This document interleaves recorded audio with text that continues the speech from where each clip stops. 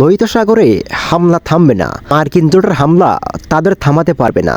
এদের সাথে সম্পৃক্ততা জাহাজে হামলা থামবে না। গাজার প্রতিটি ফিলিস্তিনের কাছে ত্রাণ না পৌঁছানো পর্যন্ত লোহিত সাগরে হামলা থামবে না, বলল হুতি বিদ্রোহীরা। বৃহস্পতিবার 25 জানুয়ারি এমন হুঁশিয়ারি দিয়েছেন গোষ্ঠীটির নেতা আবদেল মালেক আল হুতি, জানিয়েছে টাইমস অফ ইসরায়েল ও আরব নিউজ। হুতি নেতা বলেন, ইয়েমেনে মার্কিন জোটের হামলা তাদের থামাতে পারবে না।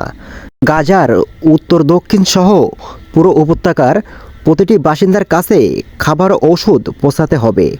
পাশাপাশি বন্ধ হতে হবে ইসরায়েলি অগ্রাসন, তা না হলে ইসরায়েলের সাথে সম্পৃক্ততা জাহাজে হামলা থামবে না বলে হুঁশিয়ারি দেন তিনি।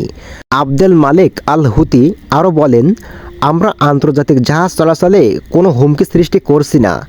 হুতিদের অপারেশন শুরুর পর 4874টি বাণিজ্যিক জাহাজ এ পথ দিয়ে পাড়ি দিয়েছে বলে তিনি জানান।